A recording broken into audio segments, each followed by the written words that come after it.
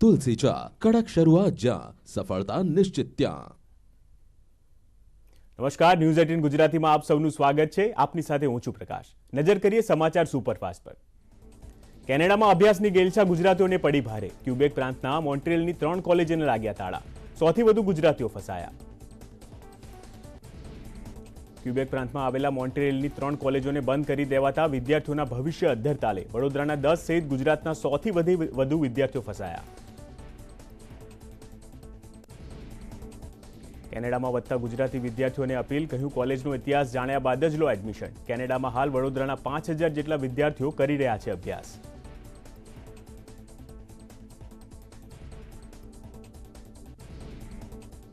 હવે સીધા જ જઈએ, મનસુખ માંડવિયા કરી રહ્યા છે પ્રેસ કોન્ફરન્સ। ભારત સરકારનું બજેટ સંસદની અંદર નાણામંત્રી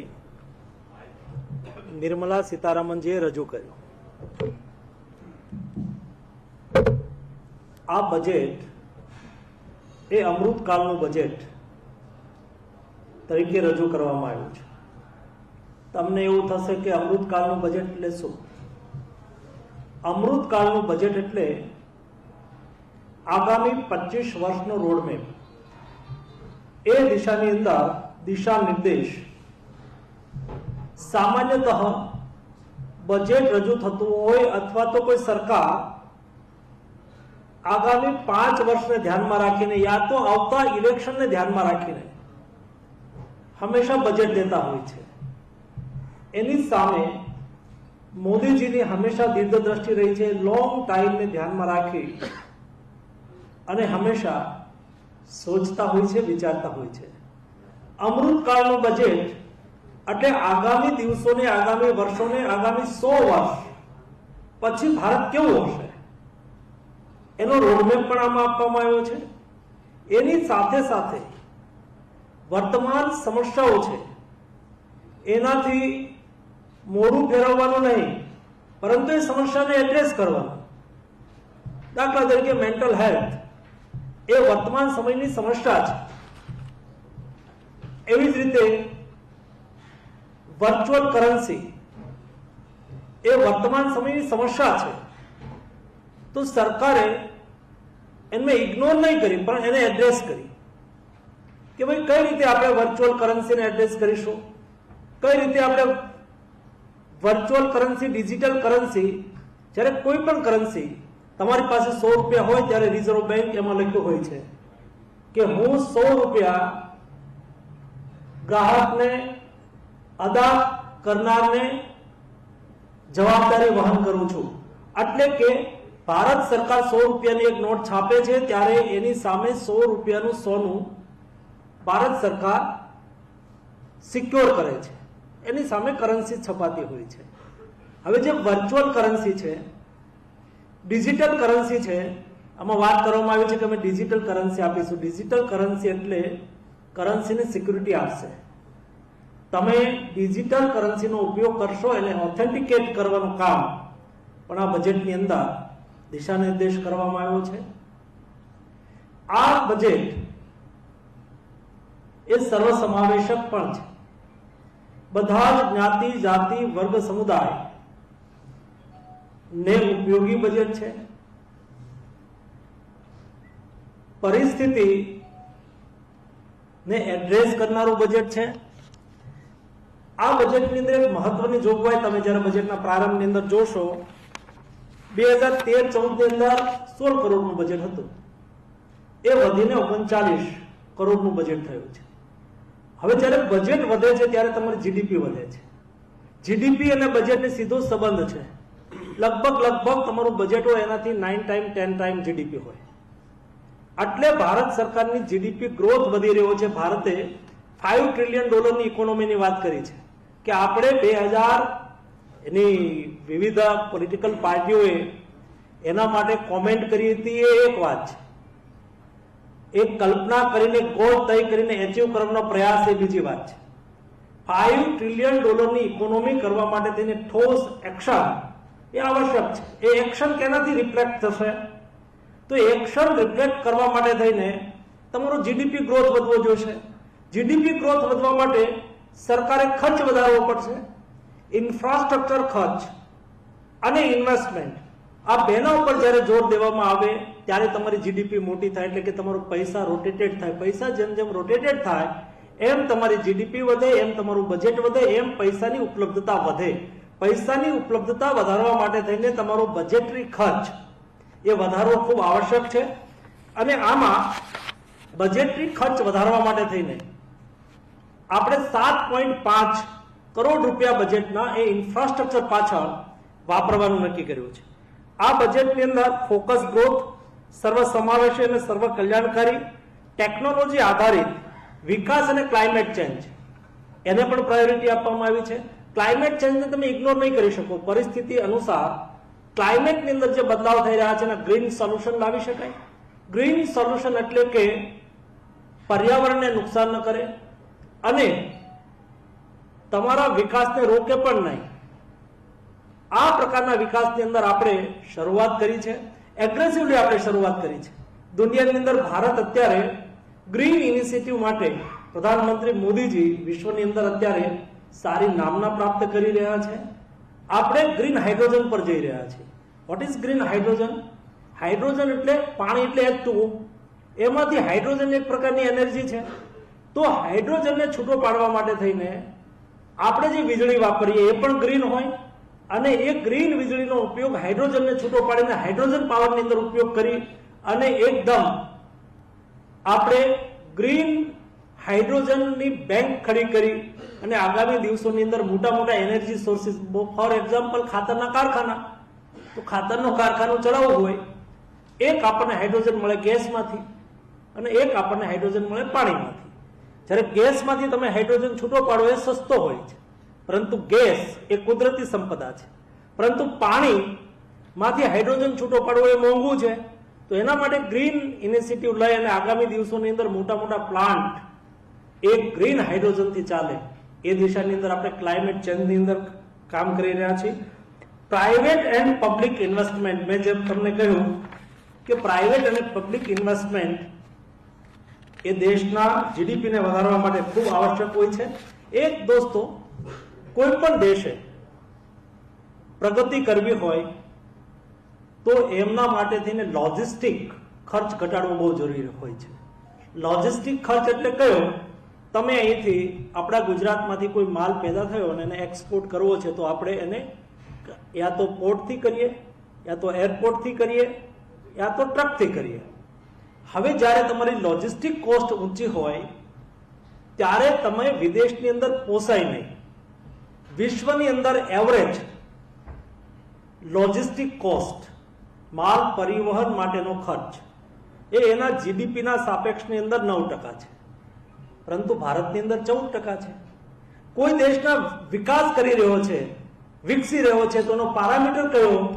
તો એનો લોજિસ્ટિક કોસ્ટ ઓછી થવી જોઈએ.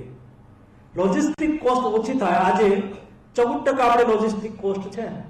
એટલે શું થાય? આપણે અહીંથી વિશ્વના કોઈ પણ દેશની અંદર માલ મોકલીએ તો આપણે ત્યાં ખર્ચ થાય 14% અને ઓલા 9% થાય. એટલે આપણાથી 5% એ આપણે હંમેશા એનાથી મોંઘા થાય. હવે 5% વાળા કોમ્પિટિશન વાળો બિઝનેસ તો આપણે કરી જ ના શકીએ. એટલે લોજિસ્ટિક કોસ્ટ કમ કરવી એ બહુ આવશ્યક છે. લોજિસ્ટિક કોસ્ટને કમ કરવા માટે તમે જો પ્રધાનમંત્રીજી ઇનિશિયેટિવ લીધું, તમે ખાલી આમ છાપામાં ટીવીમાં જોતા હશો ગતિશક્તિ ગતિશક્તિ ગતિશક્તિ. What is Gatishakti? ગતિને શક્તિની જરૂર છે અને શક્તિને ગતિની જરૂર છે. આ બંને ભેગું થાય તો જ વિકાસ થાય. એટલા માટે મોદીજીએ કહ્યું છે કે ગતિશક્તિ. ગતિશક્તિની અંદર કે શું કરશું આપણે ગતિશક્તિની અંદર? તો આ બજેટની અંદર બરાબર સમજો તમે. અમૃતકાળનું બજેટ એટલે શું? અમૃતકાળનું બજેટ એટલે લોંગ પ્લાનિંગ, કોમ્પ્રિહેન્સિવ પ્લાનિંગ, સર્વગ્રાહી પ્લાનિંગ. એક તમે એકલા હાઈવે ડેવલપ કર્યા કરો અને રેલવે ઉપેક્ષિત કરો તો, રેલવે ને હાઈવે આ બંનેને તમે કર્યા કરો, પોર્ટને ઉપેક્ષિત કરો તો, પોર્ટ રેલવે હાઈવે કર્યું પરંતુ તમે વોટરવેઝને ઉપેક્ષિત કરો તો તમે કોમ્પ્રિહેન્સિવ ગતિશક્તિને પ્રગતિ નહીં આપી શકો. એટલે કે તમારી લોજિસ્ટિક કોસ્ટને તમે કમ નહીં કરી શકો. એટલા માટે રોડ, રેલવે, એરપોર્ટ, સીપોર્ટ, માસ ટ્રાન્સપોર્ટેશન, વોટરવેઝ અને લોજિસ્ટિક ઇન્ફ્રાસ્ટ્રક્ચર આ બધાની અંદર કામ કરવાનું કોમ્પ્રિહેન્સિવ પ્લાનિંગ એટલે બરાબર સમજો. કોમ્પ્રિહેન્સિવ પ્લાનિંગ એટલે તમારો એક હાઈવે જાય છે, આ હાઈવે પોર્ટ સુધી પહોંચ્યો, આ પોર્ટની અંદર માલ પહોંચ્યો, તો પોર્ટમાંથી એ માલને પાછો તમે સમુદ્રના માર્ગે ગતિ કરાવી દો. જ્યાં વળી પછી આવશ્યકતા ઊભી થઈ, જે જગ્યાએ તમે માલ ઉતાર્યો એ જગ્યાએ એક લોજિસ્ટિક પાર્ક હોય. લોજિસ્ટિક પાર્ક હોય એટલે ત્યાં રેલવે કનેક્ટિવિટી પણ હોય, રોડ કનેક્ટિવિટી પણ હોય, વોટરવેજ કનેક્ટિવિટી પણ હોય. હું ઉદાહરણ સાથે તમને સમજાવું કે આપણે પંજાબમાંથી માલને મોકલવો છે કેરલા, તો અત્યારે એ મોટા ભાગે ટ્રેનમાં છે અથવા તો ટ્રકમાં છે.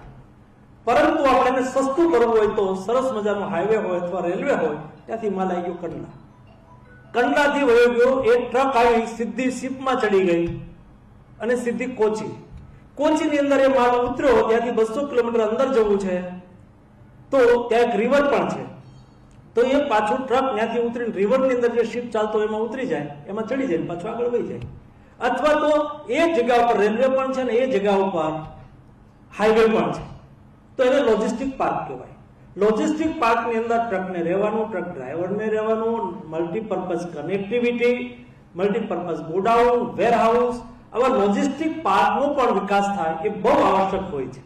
અને એટલા માટે ગતિ શક્તિના માધ્યમથી આ 7 પ્રકારના લોજિસ્ટિક ઇન્ફ્રાસ્ટ્રક્ચર ડેવલપમેન્ટ કરવા માટે થઈ અને 7.5 લાખ કરોડ રૂપિયાનો ખર્ચ પ્રતિ વર્ષ કરવાનું નક્કી કર્યું છે. હવે જ્યારે ઇન્ફ્રાસ્ટ્રક્ચર પાછળ ઇન્વેસ્ટમેન્ટ થાય અને ખર્ચ થાય એટલે ફાયદો શું થાય? બહુ મોટી રોજગારીનું નિર્માણ થાય. સ્વાભાવિક છે. તમે જેની પાછળ લોજિસ્ટિક અને ઇન્ફ્રાસ્ટ્રક્ચર પાછળ ખર્ચ કરો એટલે પૈસો રોટેટેડ થાય, તમારો જીડીપી ગ્રોથ વધે. તમે જુઓ આખા વિશ્વની અંદર આ ફર્સ્ટ, સેકન્ડ અને થર્ડ વેવની અંદર દુનિયાની ઇકોનોમી ટેબલ થઈ ગઈ, માઇનસ ગ્રોથ ચાલુ થઈ ગયા, ફુગાવો અને મોંઘવારી એકદમ વધી. ભારતની અંદર આ નહીં થયું. ભારતની અંદર આજે પણ 6.38 આપણી મહેંગાઈ છે. અમેરિકાની 40% મોંઘવારી છે. પરમ દિવસ રિપોર્ટ હું વોશિંગ્ટન ટાઈમ્સનો જોતો તો 40% મોંઘવારી છે ત્યાં. યુરોપ, અમેરિકાની અંદર અત્યારે ડેવલપમેન્ટ ગ્રોથ નેગેટિવ છે. ભારતની અંદર આ નહીં થયું કારણ કે આપણે લોંગ ટર્મ પરિસ્થિતિને અનુરૂપ આપણે એક્શન લીધા.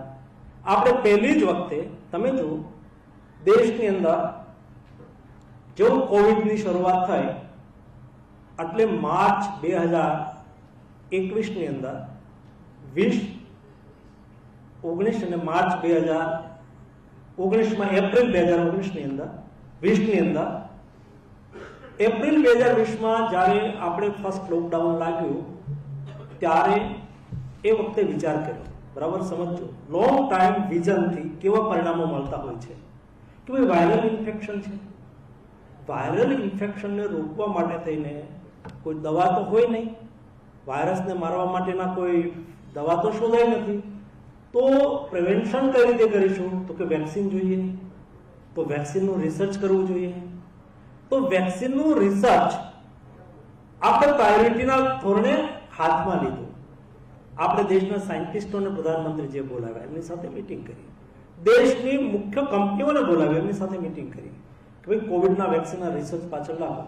આટલું કહ્યું એટલું નહીં, પરંતુ સરકારે સફળ જાઓ નિષ્ફળ જાઓ જે થવું હોય થાય તમે પ્રયાસ કરો. સરકારે પૈસા આપ્યા, આપણા સાયન્ટિસ્ટોએ રિસર્ચ કર્યું. દુનિયામાં 16મી જાન્યુઆરી 2021ની અંદર આપણે ઇન્ડિજિનિયસ રિસર્ચ અને ઇન્ડિજિનિયસ મેન્યુફેક્ચરિંગ વેક્સિન આપી દીધું. આપણે દુનિયાએ કોઈ 8 દિવસ પહેલા લોન્ચ કર્યું, કોઈ 8 દિવસ પછી લોન્ચ કર્યું. આપણે દુનિયાની સાથે વેક્સિન આપી દીધું. એ પહેલા પોલિયોનું વેક્સિન જુઓ, ECGનું વેક્સિન જુઓ, અનેક પ્રકારના વેક્સિન દેશની અંદર દુનિયામાં બનતા હતા, પછી 10 વર્ષે ભારતની અંદર આવતા હતા. આપણે ટાઈમલી વેક્સિન મેન્યુફેક્ચરિંગ કરીને, વેક્સિન રિસર્ચ કરીને ભારતને આપી દીધું. એટલું નહીં, પરંતુ એકદમ ગતિથી આપણે એમનું મેન્યુફેક્ચરિંગ ચાલુ કર્યું. એનું પરિણામ એ આવ્યું કે આપણે થર્ડ વેવ આવ્યો ત્યાં સુધીમાં તો લગભગ દુનિયાની આગળ નીકળી ગયા વેક્સિનેશનની અંદર. આપણે થર્ડ વેવમાં બચી કેમ ગયા તમે જુઓ, ભારતે ફર્સ્ટ ડોઝ 96% લગાવી દીધો. ભારતે ફર્સ્ટ ડોઝ 96% લગાવી દીધો, સેકન્ડ ડોઝ 77% લગાવી દીધો. બ્રાઝિલે ફર્સ્ટ ડોઝ 79% લગાવ્યો, મલેશિયાએ 79% લગાવ્યો, ટર્કીએ 68% લગાવ્યો, મેક્સિકોએ 65% લગાવ્યો, ફિલિપાઇન્સે 59% લગાવ્યો, અમેરિકાએ 74% લગાવ્યો, યુકેએ 77% લગાવ્યો, ફ્રાન્સે 82% લગાવ્યો, સ્વીડને 75% લગાવ્યો. હું બોલું છું બધા ડેવલપ કન્ટ્રી છે. જર્મનીએ 75% લગાવ્યો અને સ્વિટ્ઝરલેન્ડે 70% લગાવ્યો. ભારતે કેટલા ટકા લગાવ્યો? 96%.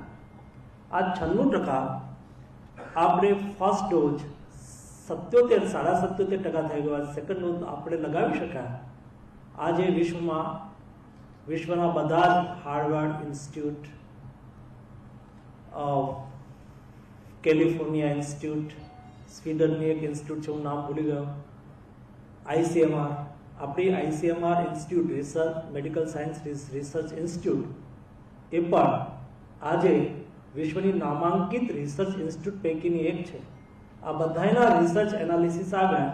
આ બધાએ કહ્યું કે ફર્સ્ટ અને સેકન્ડ ડોઝ જ્યાં સૌથી વધારે લાગ્યા છે ત્યાં 99.3, ભારતની અંદર 99.31% લોકોને વેક્સિન મળવાથી સિક્યુરિટી મળી ગઈ. એટલે કે એને ક્યારેક કોવિડ થયો પરંતુ માઇલ્ડ સિમ્ટમ આવ્યા, એસિમ્પ્ટોમેટિક રહ્યા, હોસ્પિટલાઇઝેશન કમ રહ્યું, બહુ ભાગ્યે જ કોઈ કોમોર્બિડ પેશન્ટ હતા એવા જ હોસ્પિટલ ગયા, બાકી હોસ્પિટલ પણ નહીં ગયા અને પેશન્ટ સારા થઈ ગયા.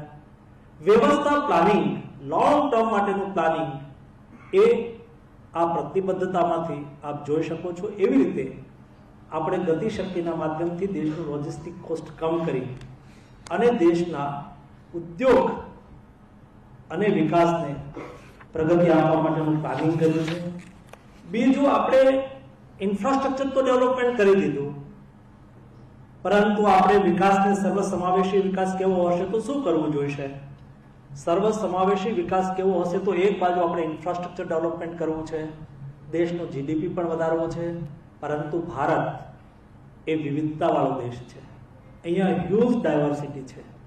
અહીંયા ઉદ્યોગપતિ પણ છે, ગરીબ પણ છે, શહેરી વસ્તી પણ છે, ગ્રામીણ વસ્તી પણ છે.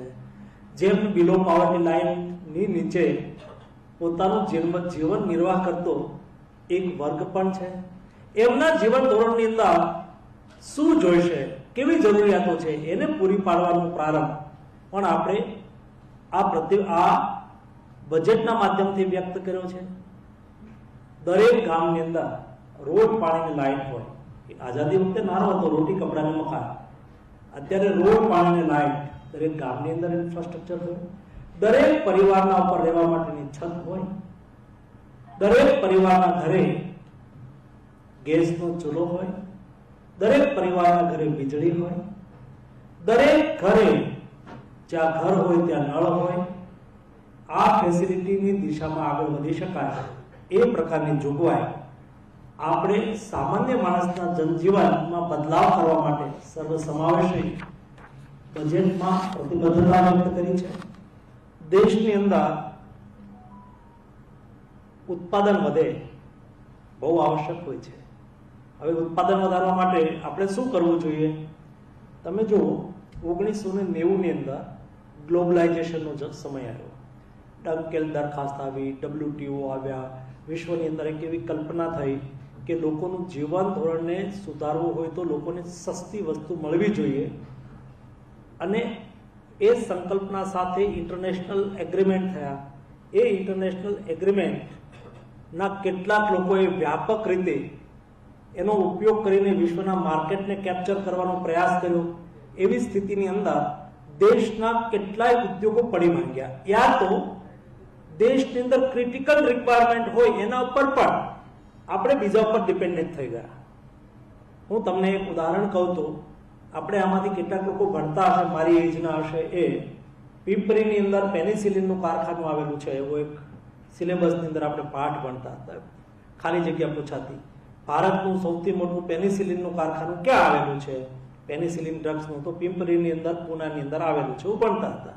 એ ભારતનું અને દુનિયાની અંદર પેનિસિલિનનું મેડિસિનનું એક્સપોર્ટ કરતું હતું, પરંતુ એ ભાંગી ગયું. શું કામ ભાંગી ગયું? ગ્લોબલાઇઝેશનના સમયની અંદર WTO ના ભારત મેમ્બર બન્યું, એટલે દુનિયામાં જે લોકો સસ્તો માલ બનાવે એને પણ ભારતની અંદર વેચવાનો અધિકાર બન્યો. એટલે કેટલાક દેશો સસ્તો માલ બનાવીને ભારતની અંદર ડમ્પ કરવા લાગ્યા. એટલે પેનિસિલિન ડ્રગ્સ બનાવવા માટે થઈને જે રો મટીરિયલ જોતું હતું એ પેનિસિલિન ના બદલે વિદેશથી લોકો મંગાવવા મળ્યા. એટલે આપણું પેનિસિલિનનું કારખાનું બંધ થઈ ગયું. આવા અનેક ઉદ્યોગો આ દેશની અંદર બંધ થઈ ગયા. તો શું કરવું? હવે તમે ક્રિટિકલ જરૂરિયાત પર તો વિશ્વના બીજા દેશ, હવે આ દેશની અંદર દવા આપણે વિદેશ ન મળે અને વિદેશ આપણે ત્યાં એક્સપોર્ટ કરવાનું બંધ કરી દે તો આપણી સ્થિતિ શું થાય? અવડો મોટો દેશ, 140 કરોડની 35 કરોડની જનસંખ્યા. તો મોદીજીએ લોંગ ટર્મ માટે આ બજેટની અંદર જોગવાઈ કરી છે PLI સ્કીમની, product link incentive. Product link incentive એટલે શું? આપણે એસેસમેન્ટ કર્યું. હું એક ઉદાહરણ સાથે તમને સમજાવું. હું ફાર્મા મિનિસ્ટર છું, તો આપણે નક્કી કર્યું કે એવા કયા રો મટીરિયલ છે દવા બનાવવાના કે જે ભારત 80% વધારે ઇમ્પોર્ટ પર આધારિત છે. હવે એ રો મટીરિયલ આપણે વિદેશમાંથી ન લાવીએ તો આપણે ત્યાં અત્યારે ફોર્મ્યુલેશન એટલે દવા બનાવવાની ફેક્ટરીઓ બંધ થઈ જાય. આપણે ત્યાંથી જ લાવવું પડે છે. હવે આપણે પાછલા 2-3 વર્ષની અંદર બનેલી ઘટનાઓથી એ શીખ્યા કે ભાઈ આપણે 53 પ્રકારના એવા રો મટીરિયલ હતા કે જેના ઉપર આપણે 90%, 95% આપણી ડિપેન્ડન્સી વિદેશ પર હતી. કેટલાક API ની અંદર ચાઇના ઉપર હતી. હવે એ ના દે તો આપણે શું કરવું? તો આપણે એનાલિસિસ કરીએ કે ભાઈ શું કરીએ, ગેપ કેટલો છે. આપણે આપણા ઉદ્યોગપતિ સાથે મીટિંગ કરી અને પૂછ્યું કે ભાઈ તમે કેમ નથી બનાવતા? એટલે એમણે કહ્યું કે અમે નથી બનાવતા એનું કારણ એ છે કે 20% મોંઘું પડે છે અમને. એટલે અમને 20% મોંઘું પડે છે, વિદેશથી અમને 20% સસ્તું મળે છે, તો આપણે પ્રોડક્ટ લિંક ઇન્સેન્ટિવની અંદર કહ્યું તમે દેશમાં બનાવો, આત્મનિર્ભર ભારત તહેત ભારતની અંદર બનાવો, અને 20% તમને જે મોંઘું પડે છે 20% ભારત સરકાર તમને ઉત્પાદન પર ઇન્સેન્ટિવ આપી દેશે. 4 લાખ કરોડ રૂપિયા પાછલા વર્ષની અંદર, પાછલા 1.5 વર્ષની અંદર 4 લાખ કરોડ રૂપિયાની PLI સ્કીમ આપણે લાવ્યા. હજી પણ આ પ્રકારની PLI સ્કીમો આપણે લાવી રહ્યા છીએ. લાવવાની પ્રતિબદ્ધતા બજેટની અંદર વ્યક્ત કરવામાં આવી છે, જેનાથી સચમુચ ભારત એ આત્મનિર્ભર દેશ બને.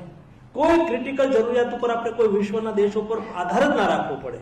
આપણે દેશની અંદર બનાવી લઈએ, પણ ઉત્પાદન ચાલુ થઈ ગયું. આગામી દિવસોની અંદર એને વધારે ગતિથી આપણે. સમાચારોમાં બસ અત્યારે આટલું જ. વધુ સમાચાર માટે આપ જોતા રહો News 18 ગુજરાતી.